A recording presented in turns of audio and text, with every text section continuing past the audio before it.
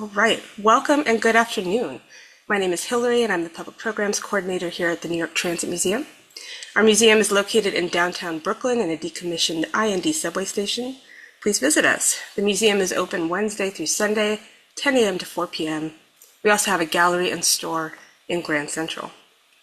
Today's program, Mining the Archives, the Science of the Subway, is part of our series, Mining the Archives, in which we dig into the museum's extensive collections and share the stories of our artifacts with you. This edition is about the Materials Inspection Division, which is also the subject of an exhibit currently on view on the museum's platform. So this exhibit was curated by our presenter today, Polly Desjarlais, and today you'll get a chance to learn the expanded story and see some of the materials that didn't make it into the final display. But before we get started, I wanted to give a quick nod to some of our upcoming programs, and I'll put some links in the chat.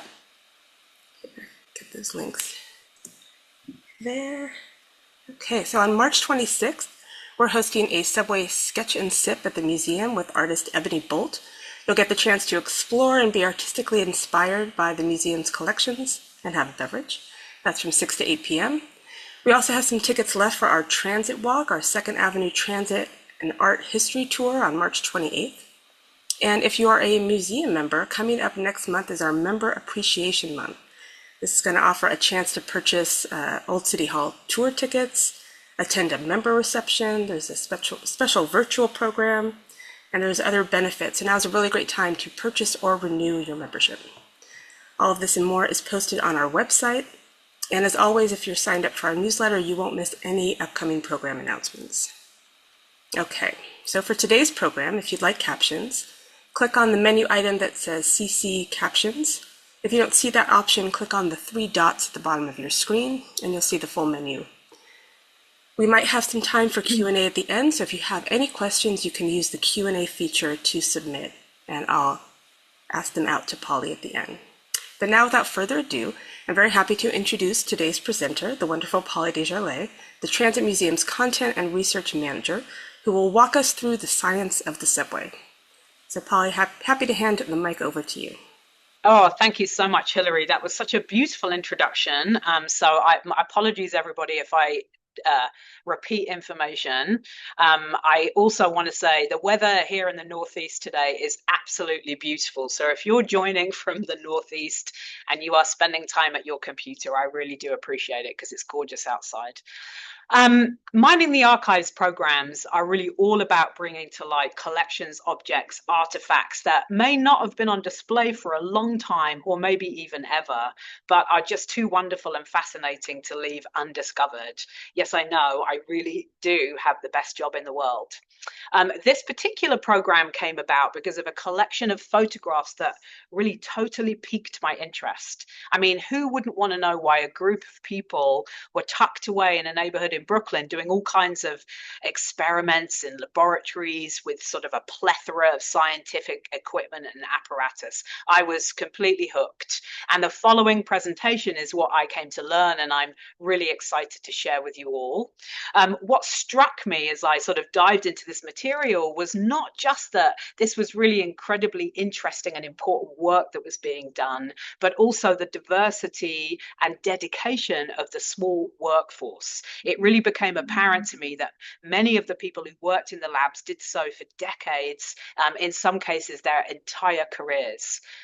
The majority of the collection are photographs that were taken in January 1947 of the 2 main materials testing laboratories in Brooklyn. One of the best things about the collection in terms of these images as historical records is that in many cases, the people are named, the tests are described, and the scientific equipment and machinery are listed. The photographs were used for sort of various internal reports and newsletter articles that spotlighted the work. So much of course, was done behind the scenes and out of sight. I decided to include the names of the people quite prominently when I could, and if I was able to find out any more biographical details, I tried to include those as well, because I really want to honor these people's service to the city and to the transit system. And if anybody watching today knows any more about any of these folks or more about the Materials Inspection Division, please feel free to reach out out to me. There's, I'm sure, so much more to learn.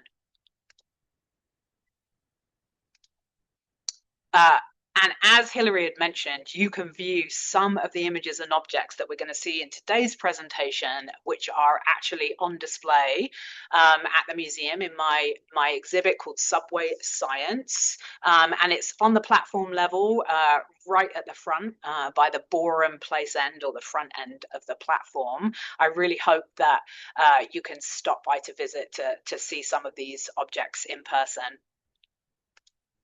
But before we truly dive in, I just wanted to give some clarifying information for those folks that aren't as familiar with some of the organizations that oversaw the building of the transit system in New York and the former transit operators before the MTA, the Metropolitan Transportation Authority, took over the system in 1968. There are a lot of letter abbreviations in transit history, which really helps when you have to write them or say names all the time, and I'm going to be referring to them during the presentation. I would say that, importantly, the Interborough Rapid Transit Company, or the IRT, those are today's number lines. The Brooklyn Rapid Transit Company, or the BRT, or the Brooklyn Manhattan Transit Corporation, BMT, and then the Independent Subway System, or IND. So those are all the former operators. I know it's a lot. And it's also just quickly worth mentioning that the Materials Inspection Division began with a slightly different name and came under the purview of the Engineering Department until much, much later when it was transferred to the Procurement Department in the early 1980s. So first of all, let's establish what materials inspection and testing is in the context of a transit system, and let's take a look at where it all began. Now, one of the main reasons the inspection and testing of industrial materials began was because rails kept breaking and railroad companies wanted to find out why and how to prevent it.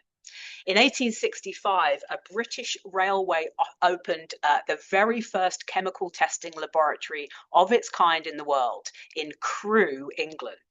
And then just 9 years later, in 1874, the Pennsylvania Railroad created its own Department of Physical Testing, followed a year later by the establishment of the Chemical Testing Department under the leadership of a man called Dr. Charles Benjamin Dudley.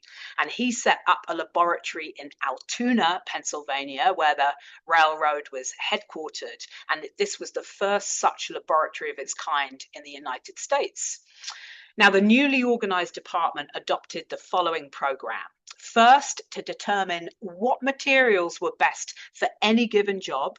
Second, to prepare detailed specifications for purchasing materials in the free market competition. Third, to devise methods for testing the acquired material to determine if it met specifications. And fourth, to conduct independent research and sort of keep in touch with the scientific community in order to reduce costs for the railroad. Now, soon the Pennsylvania Railroad required most of its suppliers to give samples to the test department to determine if they met railroad standards, and the laboratory developed a number of specialized machines for their testing program. The railroad also used the test department for public relations purposes. A large portion of their exhibit at the World's Columbian Exposition, or the Chicago World's Fair in 1893, consisted of demonstrations by the physical and chemical testing departments in which the public, could observe how railroad materials were tested and developed. So prior to his work as a chemist with the Pennsylvania Railroad, there was no standardization for the composition of railroad tracks. And this led to derailments, even deaths, of course, the loss of cargo, loss of money. Therefore, one of Charles Dudley's first projects was to research the chemical composition and physical properties of steel rails. As you can see on the screen, he published his initial results in 1879, immediately meeting with a bit of pushback from steel manufacturers who viewed him as an outsider. However, over time, the steel industry and other industries improved their products based on the findings of scientists and engineers like Charles Dudley. On the screen is the title page of his innovative study, and he continued his research and established the need for rigorous standards and specifications for all kinds of materials, not just steel that was in such great demand, but fuels, lubricants, paints, and even train parts. He went on to help found the American Society of Testing Materials, now Testing and Materials, or the ASTM. And by 1901, the very first ASTM standard specification was issued. And of course, it was for steel rails. This is now an international organization that is very much still in business. So, the railroad industry was already engaged in testing and establishing specifications for materials when New York City was finally ready to begin subway construction in 1900. The Board of Rapid Transit Railroad Commissioners of 1894 oversaw the initial construction period and the opening of the Interborough Rapid Transit Company, the IRT, the first privately operated subway line. Part of their responsibilities, of course, was establishing their own Department of Inspection of Material, which was headquartered in Pittsburgh, Pennsylvania, at the manufacturing sources, because this is where the steel mills and the cement plants were found. The work of this department was the inspection and testing of all materials entering the work. Further, a testing laboratory was set up at the Homestead Mills of the Carnegie Steel Company, and a chemical laboratory was established at the American Cement Company in Egypt, Pennsylvania, where they were so impressed with the work of the board's laboratory that they set up an additional one all of their own. Now, much of the workforce of the Department of Inspection of Material were inspectors out in the field. Inspections at the source were preferred, of course, because issues could be addressed on site directly with the manufacturer and before any material was expensively shipped to work sites in the city. And of course, this practice continued. And on the screen, we can see steel inspector John Posser checking structural steel at A. Bellon, which was a steel company based in Rockaway Beach, New York. And that's in the late 1960s. The main construction materials, lumber, steel, and cement, were in huge demand, needed in formidable quantities around the country. And the board was in competition with everyone else who was building and growing in the early 20th century. So despite having many challenges with supply and demand, as each year passed, the quantities of materials needed increased, and so too did the quality of the materials as industry grew and learned along with the railroad. Before cement could be accepted into a job, samples would go through various levels of testing. Briquettes or cylinders were made and then subjected to sort of different conditions, like being immersed in water, dried out, and then immersed again, and then tested in machines to see at what point they broke or failed. Testing labs had huge specialized machines designed to put the materials through their paces, as we can see in the image on the left. And we're going to talk more about these machines in a little while. In 1903, William Barclay Parsons, who was the chief engineer of the subway, he was hired by the board, was conducting tests on concrete samples himself in the labs at Columbia University, and keeping notes in his diary. He made many tests over many days because this material was so crucial to the overall project. And by the way, for those of us who might not be so familiar with all these materials, concrete is made up of cement, sand, and some kind of aggregate like gravel and water. It's used extensively in transit construction and infrastructure because of its strength. Now, by 1907, 472,186,220 pounds of cement had been shipped to work sites around the city for construction contracts 1 and 2. As you can see on the chart on the screen, that year, in tests they carried out on 11 lots of cement from the American Giant Cement Company, they found actually that the finished material was exceeding expectations and outperforming the specifications required for the job. So improvements all the time.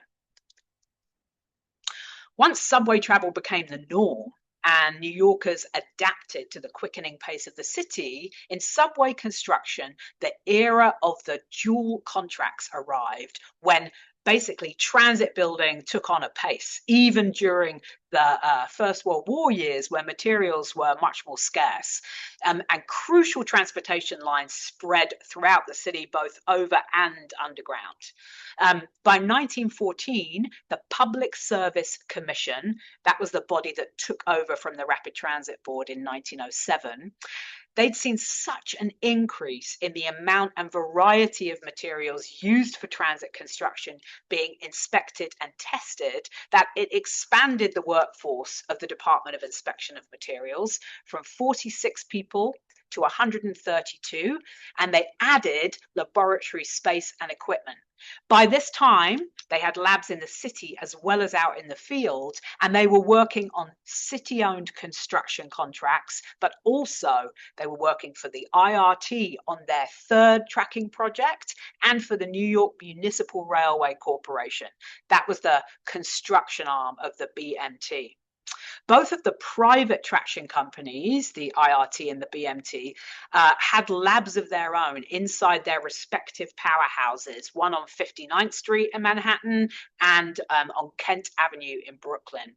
These labs were predominantly concerned with the water in their boilers and the quality of the coal that they used to generate all the electricity that they needed to make.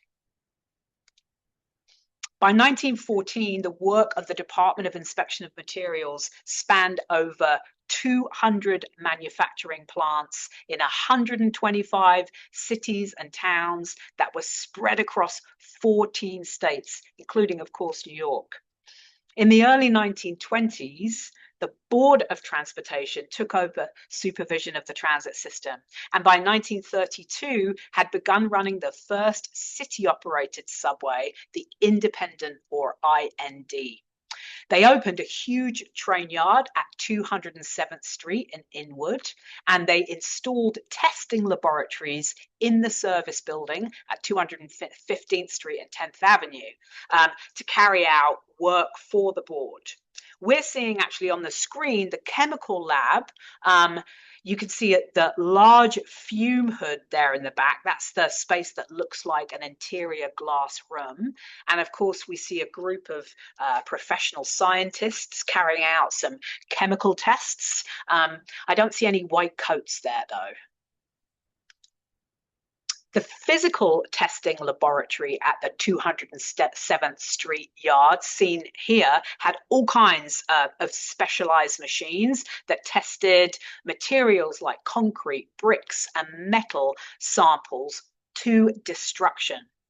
In the background, actually, in the photograph on the right, you can see Mr. Schlegel with a concrete cylinder, and that's being tested in the 400,000-pound Olson hydraulic compression testing machine, which would basically squeeze until that sample broke. And there are the cylinders being delivered to the labs in the specialized Board of Transportation truck. Now, as soon as the cement was manufactured, it was stored until samples could be tested. And once those samples were accepted by the lab, the cement was then packed in bags that were then closed with a special seal before delivery to the job sites. Now, by the mid 1940s, the private subway companies were bankrupt and gone, and public transportation had largely unified under municipal control. During this time, the Board of Transportation consolidated its testing laboratories with those of the IRT and BMT divisions, bringing them all to Brooklyn, where, as you can see on these two Sanborn fire insurance maps, they actually converted an old Coney Island and Brooklyn Railroad Company car barn into a brand new kind of transit facility. The department that was now referred to as the Materials Inspection Division were part of the engineering department and under the supervision of a division engineer. This consolidation coincided with an expansion of the division's work to include not just materials for construction projects, but materials and supplies for maintenance, repair, and operation of the whole New York City transit system. You can see this map on the top. The colored map is from around 1907, and then the map underneath is from at least the 70s, because the Tivoli Towers were built in the 70s. But you can see the Board of Transportation. This is 960 Carroll Street, the address of the labs, and you had the Franklin Avenue shuttle tracks at one end of the block, and then the Franklin Avenue line trolley at the other end. And there's the building itself right there. It became home to the chemical lab and the physical testing lab. The cement testing lab was still located in Allentown, Pennsylvania at this time. And eventually Carroll Street would add a third lab to test soils, but that came just a little bit later. The two main objectives of the Materials Inspection Division in the 1940s were to make certain that materials and supplies accepted complied with specification requirements and were satisfactory for the use or uses for which they were ordered, and to establish and distribute records and reports of all that accepted material. The labs were divided into separate rooms or sections where groups of materials were tested together. For example, the oil room tested oils, greases, lubricants, and so on. The rooms had specialized equipment and machines relevant to the kinds of materials being tested. Inspectors out in the field in all those 14 states I mentioned sent samples to the labs for analysis, as well as suppliers and prospective suppliers who wanted to sell goods to the transit authority. In addition, the chemical lab established new specifications for materials, revised existing specifications, and they worked to substantiate or refute legal claims against the board.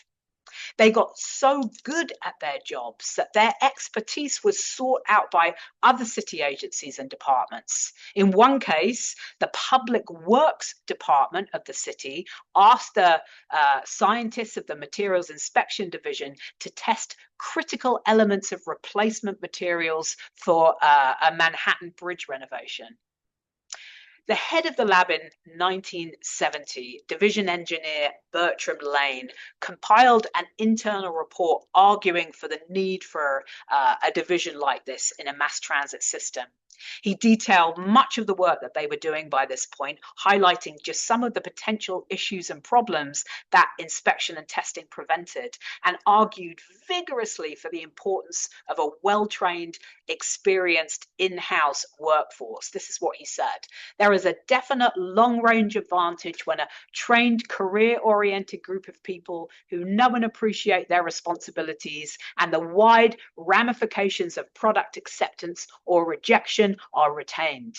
We have expertise, objectiveness, and no interests other than the assurance that the authority receives the quality material it's paying for.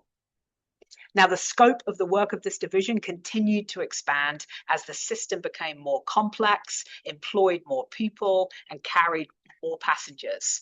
With the creation of the MTA in 1968, their mandate expanded even further. But for now, let's take a closer look at the chemical lab at Carroll Street back in the 1940s.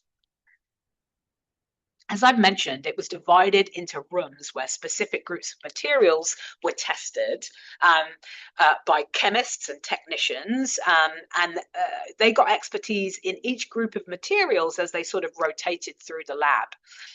We're seeing two views of the oil room. Oils and greases are critical materials used in myriad ways throughout the transit system, including as fuel and lubricants. They were procured in huge quantities for the maintenance of the bus and subway fleets alone. So the quality and composition of these materials had to meet exact specifications. Chemists of this division analyzed these types of materials so often that by the 70s, their expertise led them to devise more simplified and rapid testing processes, which actually attracted interest from around the world. Now, looking at the photograph on the left of the screen, I'm going to introduce you to everybody. In the front there, the left foreground is chemist Dora Lakin. She is testing sulfur levels in a sample of kerosene.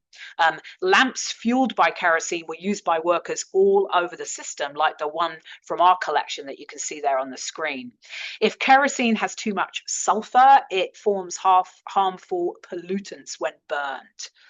So important to test. Next to her, chemist Alexis Orley is running a viscosity test on a sample of fuel oil, which basically measured how well the oil flowed. Obviously, it's really important to have fuel oil that isn't too thick and can easily flow through an engine. At the back of the room, chemist Rosalie Varga is analyzing transformer oil in the Herschel emulsion machine. This test measured the oil's ability to separate from water. Oil that's mixed with water can collect dust and grit and dirt easily, which then adversely affect the operation of sensitive machine parts, like valves, for example. And then finally, there's chemist Henry Goldberger, and he's making a steam distillation test on a sample of oil. Using steam helps separate the various components of the oil to ensure that it met the required specifications. And actually, the photograph on the right side of the screen is the same group of folks, probably on the same day, of the same room, just from a different angle, doing different experiments. Okay, we're going to now peer inside the extraction room. So on the left, chemist John Valenti is using a Soxhlet extractor, a machine that was invented in 1879, to determine how much grease was present in a sample of wool waste. And that could be a naturally occurring substance like lanolin. Materials for uniforms was one of the main reasons that textiles and fabrics were tested in the labs. Chemist Richard Allen at the back of the room there is testing a sample of tape and extracting the rubber.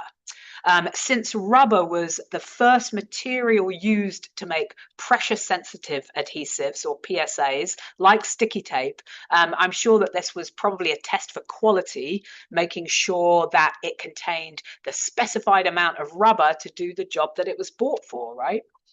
On the image on the right, we have chemist Benjamin Wendell. He's using a specialized funnel to separate the fatty acids in a sample of soap.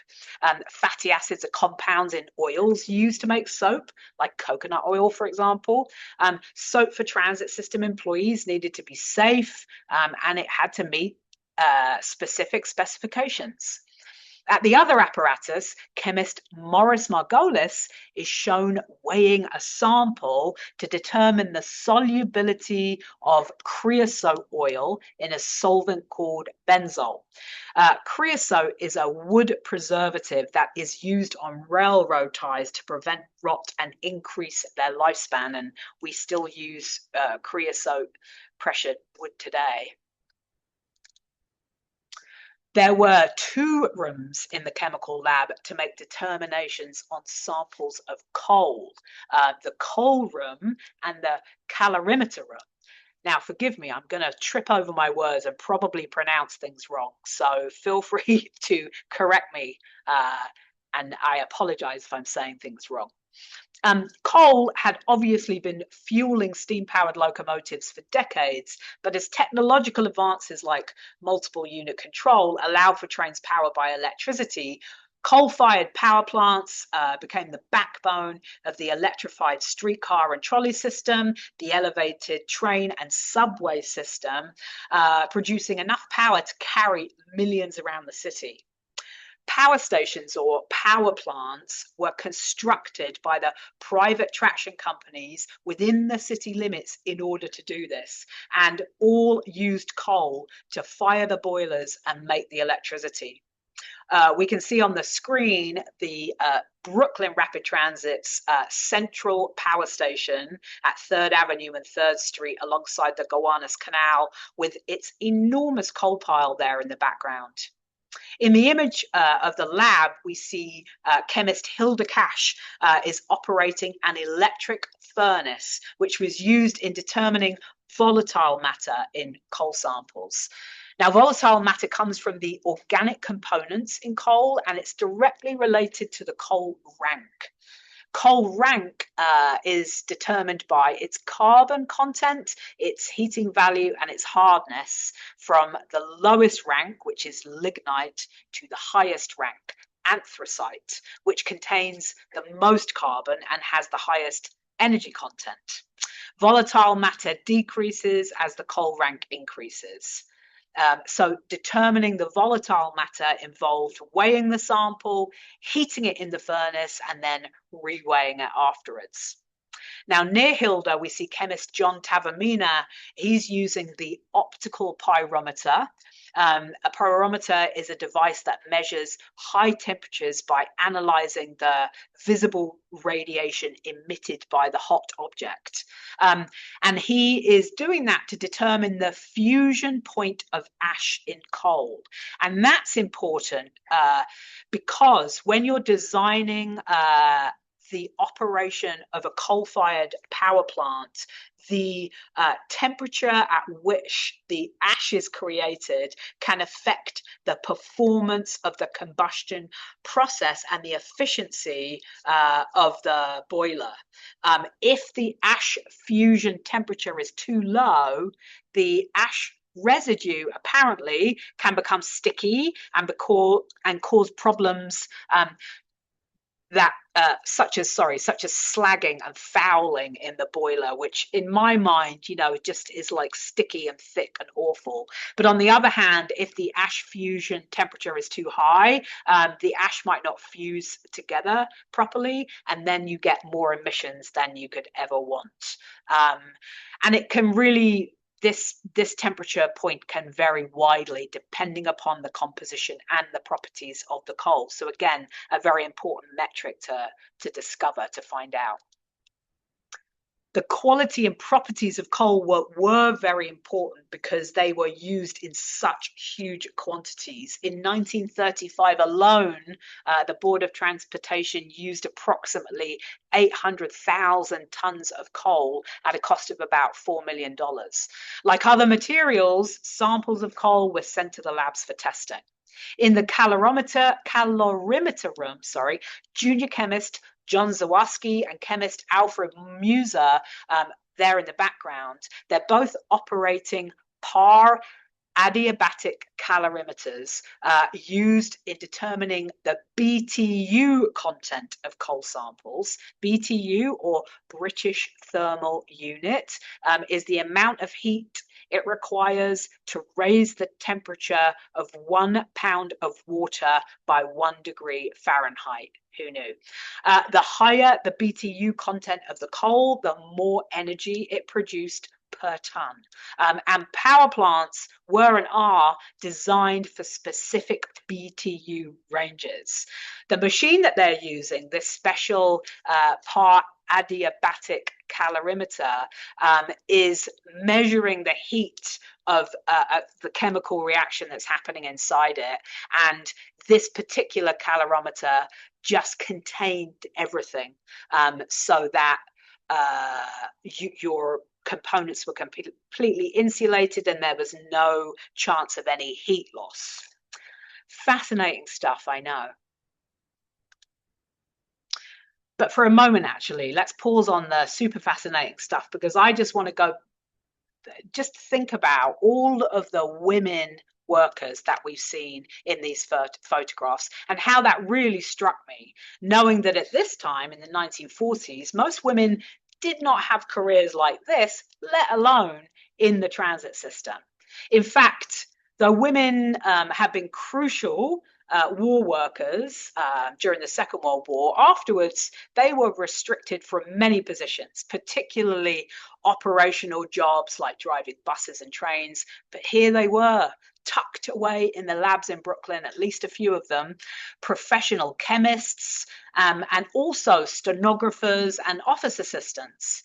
In the oil room, we met chemists Rosalie Varga and Dora Laken. Dora got married while she was still working at the lab, becoming Dora Rima. I believe that she worked in the labs until the late 1980s, meaning that she had a 40-plus year career spanning the Board of Transportation all the way to the MTA. Pretty impressive. And though it wasn't common for a married woman to also have a job or career outside the home, here we see Mrs. Estelle Machist in the background of the image on the left, testing samples of creosote, while her boss, senior chemist, Morton Hertzlinger, is recording the results of those tests. Of course, creating records and reports was one of the main reasons why the lab also needed a stenography room, where we see Miss Beryl Herod working alongside her male colleague, Solomon Genshaft. Now, Transit, which was an employee magazine of the New York City Transit Authority, which was created in 1953, it highlighted the work of the Materials Inspection Division at least a couple of times over the years that it was published. Amongst other chemists, Sally Middleman was featured in the article called "The Subway Ranges Wide" from the December 1955 issue. Here we see that she is conducting chemical tests with colleagues Bill Mitchell and Petro Krasmonis, on samples of steel to determine the amount of sulfur they contain. And you can see again that we have the print, and there was the photograph in the article. The February 1973 issue of Transit put the division on the cover, and with a female chemist, Frances Tartachuk, representing the whole division. She joined the lab in 1953 as a junior chemist, and was able to work her way up to assistant director by 1972, at a time when the lab was helping with one particularly tricky problem, to find a chemical substance that would safely remove graffiti from all surfaces. Of course, that was something that was plaguing the transit system during this time. In yet another article for this same publication in the early 70s, Frances was one of several women at the Transit Authority whose careers and seniority were highlighted after the passing of the Equal Employment Opportunities Act. In the article, she remarked on the work of the labs, and she said, "It takes 37 chemists plus others working full time to test all the materials, substances, and supplies needed in the Transit Authority system to find out which are the safest and most efficient or durable." So it's really gratifying to see that women scientists were well represented in the testing labs as well as in support roles in the labs. So okay, we'll continue visiting the rooms in the lab. Paint perhaps isn't the first material that you think about when considering vital needs of a transit system, but of course it was crucially important and found everywhere. At one point, paint was used on the outside of all of our train cars before stainless steel became the norm, and in stations, bus depots, offices, and lots of other employee facilities. On top of this, of course, the appearance of the assets of the rapid transit system, like the stations, like the elevated train structures and bridges, had to be maintained. We wanted them always to look nice, but most importantly, the paint helped to prevent corrosion, rust, and structural failures caused by things like moisture and UV exposure, basically the weather. Hence, we find this fabulous piece of equipment in the paint room at the chemical lab. This is the weatherometer. They would place paint samples on panels inside the machine where they would be subjected to all kinds of weather and environmental conditions, temperature, humidity, rain, all of it, to see just how durable the material was. Of all the machines, I think I would have liked to have seen and heard this one in action. All kinds of other chemical tests were made on paint samples at the lab, as well as related materials like thinners, pigments, drying oils, and so on. Inspectors actually were also at the source, at the factories, to witness all steps of the manufacture, and so that they could send in samples of the raw materials as well as the finished product back to the labs. The paint was then sealed in containers, much like the cement, that were not good until the lab passed them as meeting all correct specifications, and then again, the paint could be shipped off to the work site. In 1947 alone, the chemical lab tested 52,000 gallons of paint used just in station finishes. Crazy amounts. As we learned earlier, steel is one of the primary materials used throughout the system and was inspected and tested from the very outset. As it was improved and developed for different uses, new standards and specifications were created. Steel framing, for example, changed the way structures could be built. Steel offered unmatched structural integrity and design flexibility. Unlike materials like wood or stone, steel could withstand greater loads and span longer distances without compromising stability. It enabled taller buildings like the skyscrapers we enjoy in New York. It sped up construction with prefabricated components. It gave more creative control to architects, and it improved the durability of the built environment, making projects like subway construction feasible in such a dense city. In the metallographic room in the chemical lab, steel and other metal samples were polished in the machine that chemist Chester Netherclift is standing beside. The samples of metal could then be examined under the metallurgical microscope that you can see there on the table, or they could be mounted into plastic by the hydraulic press for further analysis. And on the other side of the metallographic room sat the Lights Metallograph Photomicrographic Camera, which again, you can see for yourselves this very camera on display in the Subway Science exhibit at the museum. This camera was used to take highly magnified photographs of metal samples so that chemists could analyze the tiniest details of its microstructure. These details correlated to properties like hardness and bendability, properties that were critical to the safety of the material. Chemists had to ensure that steel used to make rails or a station's structural beams met those correct specifications.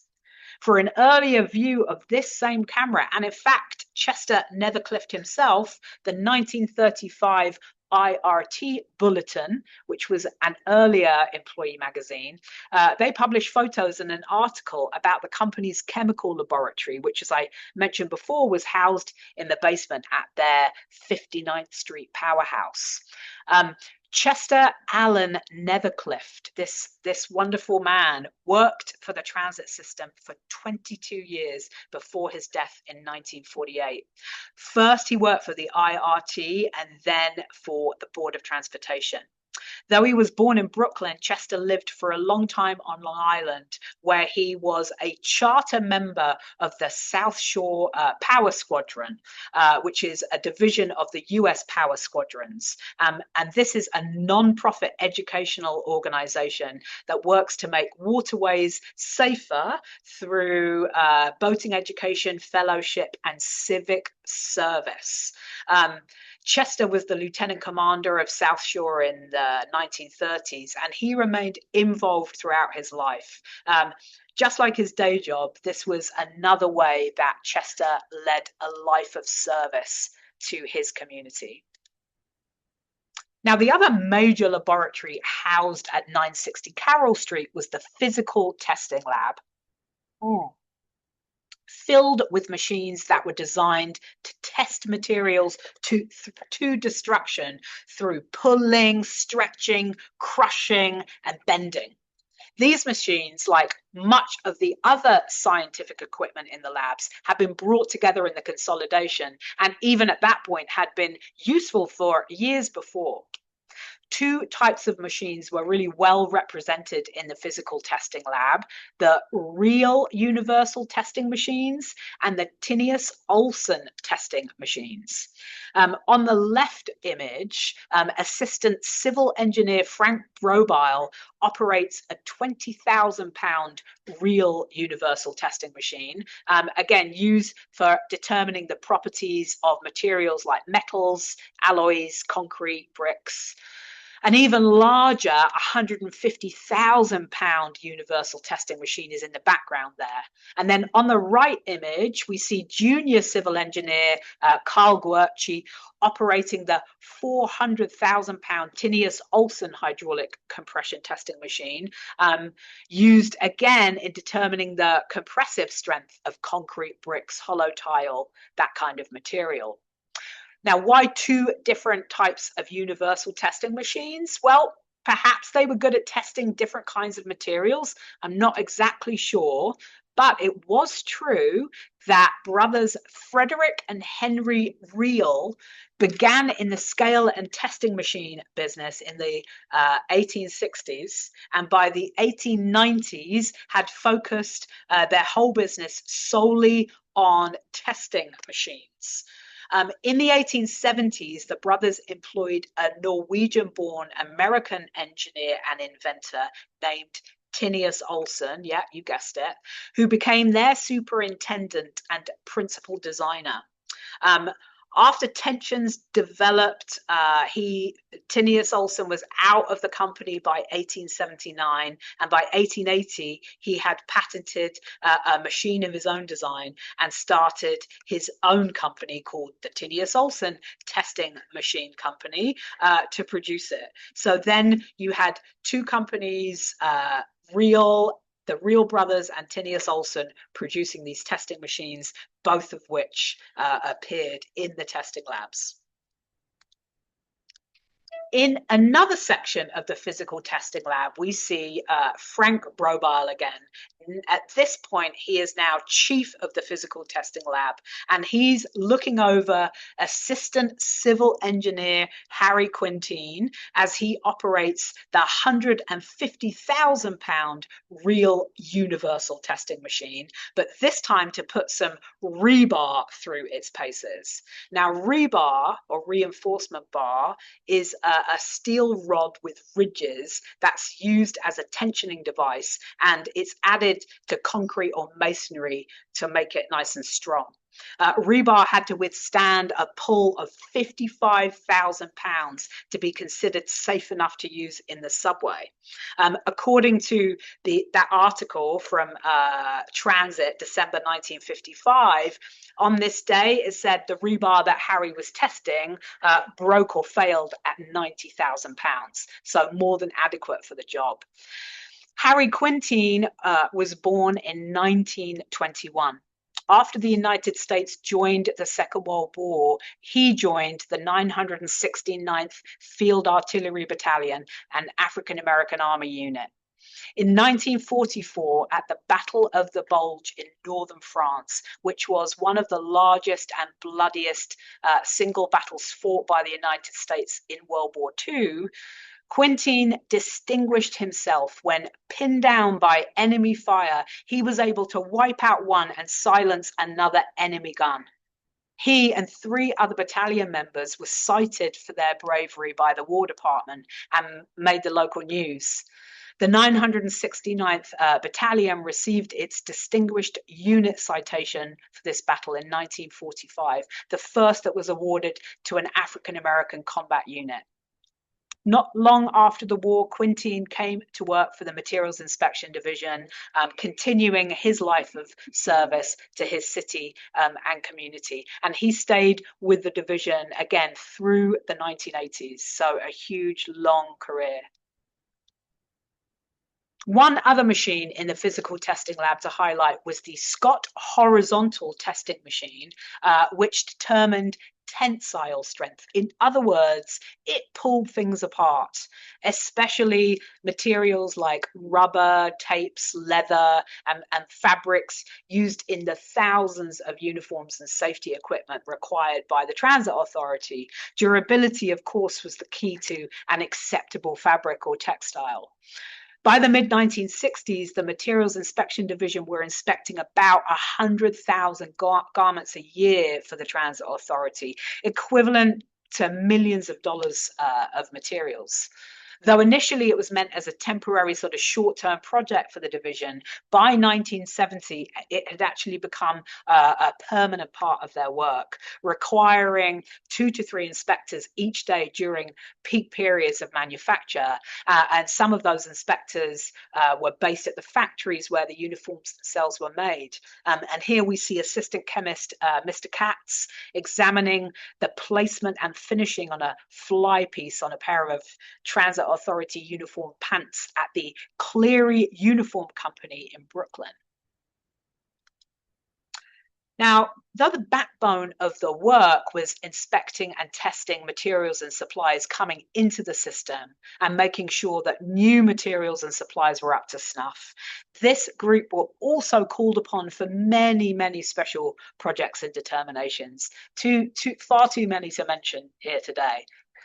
But for an example, products that were brought by the authority in huge amounts, like fuel, had to be checked for quantity as well as quality to make sure that they were actually getting everything that they paid for.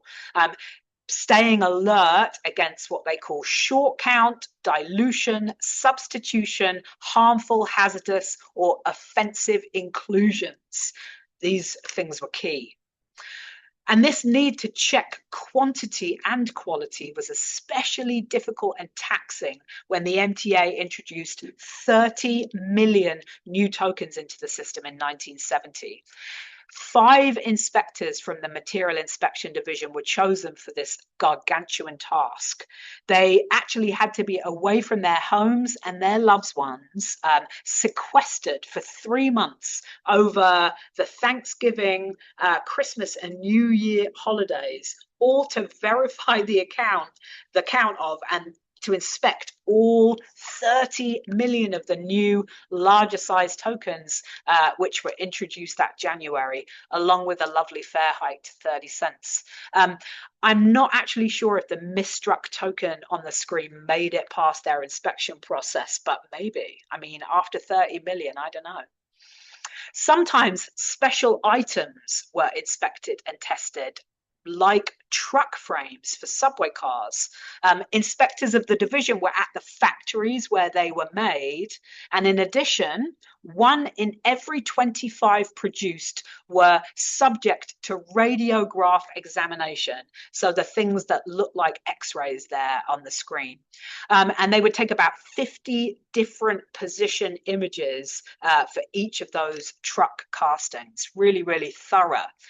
Truck frames are essentially what the body of the car sits on top of, and where the wheels and the motors of the train are found. Here we see principal chemist S.E. Birkenbilt in his office at the chemical lab analyzing the radiographs. And he was just one in a line of people analyzing the images, looking for flaws, and then offering recommendations for acceptance or perhaps a return to the manufacturer for repair. By 1970, the Materials Inspection Division comprised about 100 engineers, chemists, inspectors, technicians, and clerks. As the transit system moved into a new decade, as I'd mentioned, it was argued by division engineer Bertram Lane that having professional, well-trained people who know and appreciate their responsibilities, who are objective experts in their fields and have no interests, again, other than the assurance that the authority receives the quality material it's paying for, were worth retaining. An in-house workforce with in-house special expertise, the perfect people to solve problems unique to the New York transit system. For example, investigations that led to the substitution of plastic for wrought iron pipes used in bus garages, the use of electrostatic filters for removing dust from the air of subway relay rooms where there's a ton of sensitive electrical equipment, the determination of the causes of clogged bus filters, and the creation of procedures for cleaning clogged subway car compressor lines that caused brake failures. And these are, just to name just a few, these were some of the things that I read about in the reports that they were writing, but really just the tip of the iceberg, I think. So let's just take a quick look at a few numbers and consider the volume of the work that the division were undertaking.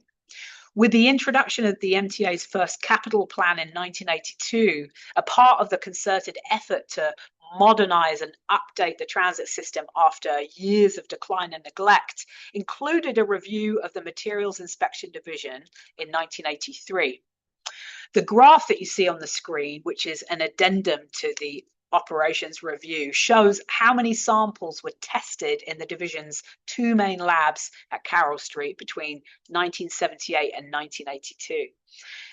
On the 8,422 samples in 1982, the chemical lab made 52,252 determinations or individual test results on those samples. Overall, in that 5-year period, the number of samples tested by both labs increased 59%, and the number of determinations increased by 29%. But the size of the workforce did not, with just 96 people to carry the much heavier workload. A year later, in 1983, that number dropped actually to 87. According to the report, with the advent of austerity measures, positions that were vacated by promotion or retirement were not filled. Thus, the reduction in staff, coupled with the increase in volume, have apparently combined to dramatically decrease the relative size of the division. The cumulative effect of these cutbacks have been, most importantly, some decline in the overall quality of the work done. The authors of the report pointed out that with the $6.5 billion 5-year capital program was a likely dramatic increase in the amount and type of material that would need to be tested. And so the staffing levels and need for certain positions that were lacking had to be addressed. Unfortunately, again, these positions would need careful recruitment as well as years of training and experience to be really effective. Yet the division was losing valuable, experienced chemists and engineers to retirement without having enough staff with the depth of experience to replace them. And there were these weird anomalies. For example, in the physical testing lab by 1983, this report mentions Harry Quintin and says though he had almost 40 years experience and was the assistant director of the lab, he still only had a junior civil engineer official title. Ridiculous. In addition, by this time, because of staffing shortages, they had cleaners whose responsibilities had been expanded to include assisting the technical personnel in setting up equipment and samples for testing. Simply a real need for manpower. So clearly, by the 1980s, the labs at Carroll Street were understaffed and overworked, but they were still valued and valuable. Their unique technical capabilities meant that they continued to be sought out for special projects. The range of special testing increased, particularly for the chemical lab, including new materials that prospective vendors wanted to sell the authority, or testing materials that had failed while in use in the field. And they started doing specialized testing of air and water samples. And they even designed their own special tests to figure out the chemical composition of certain unusual materials that they were faced with. But the times were changing and the needs of the system were too. Since coming to Brooklyn, the labs have been filled with these career civil servants, but most were nearing or at retirement. And the lab's equipment and machinery, though once state-of-the-art and of the highest quality, was getting to be in need of upgrading or replacing. There were many recommendations. Recommendations were also made to hire more folks and get people adequately trained, recognizing that an in-house workforce could better control the quality of any inspection and testing procedures needed. But of course, by this time, outside consultants were already being used for some of the work. So I don't know the whole answer as to why, but I believe sometime in the early to mid 1990s, the labs were closed and 960 Carroll Street was turned over to the Transit Police as their 32nd precinct headquarters, which it still is today, still in the Transit family after all these years. But the labs and the division are gone and were not replaced as far as I can ascertain. Today, of course, there are many professional material testing labs that do this work with the latest equipment. I'm sure transit professionals, including from our system, contribute their expertise to the creation of standards and specifications and the improvement of materials we use and materials science. And all of this work, all done to keep our system safe, durable, and efficient for the thousands of employees and the millions of riders like us. But now, for me, with the benefit of knowing all that I know about the materials inspection division, I really tried to stop and think about all of those men and women that dedicated their lives to keeping us safe, to helping others, and the way that just science is really cool, even though I understand so little of it, and continues to sort of help make the world a better and safer place. So thank you so much for being with us this afternoon and listening and enjoying the program. Again, the exhibit is on display on the platform level, and I would love for you to come and see some of the materials in person. It will be so much fun. But thank you again, everyone.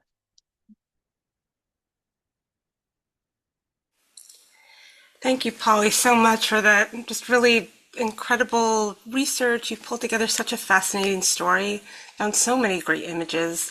It's such a different way to think about transit and what it takes to really build the whole infrastructure that kind of moves us around the city. Right. I know we're a little over time. There was one question that I think would be nice to just read to you to see if you know. The question is, were there other components of the MTA like Long Island Railroad, Staten Island, or Central Lines or Metro North did they have their own labs, or did they all get kind of incorporated into these labs? You know, that is a great question. I would imagine that perhaps Long Island Railroad may have had a testing lab, and possibly the predecessor railroads to Metro North, New York Central, etc. It's possible that they did too, following on from the Pennsylvania Railroad. They might have got wind and said, we have to do that too. I would imagine that at this time, a lot of this information was being shared amongst the industry and railroad, but I don't know. That's a great question. I know that, again, the private predecessor subway companies had their own testing labs, which were consolidated. So it seems likely to me that the other railroads would have done too. That makes sense. Yeah. Okay, great. Well, thank you. You put such an incredible amount of research into this, so that makes a remarkable presentation for us. And if you all enjoyed today's talk, you definitely want to come and view the exhibit in the museum. Again, it's at that platform level. And we'll be continuing to mine the museum archives and bring more of these incredible stories to you. To learn more about our collections, you can also visit our kind of web resources. I'm going to put some links, including that, into the chat area.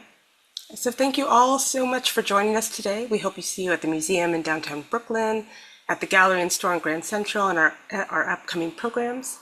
Also, if you enjoyed the program, please consider making a donation or becoming a member.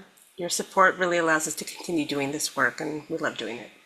So thank you all for joining us today. We look forward to seeing you next time, and have a great rest of your day. Good afternoon, everyone. Bye. Bye, everybody.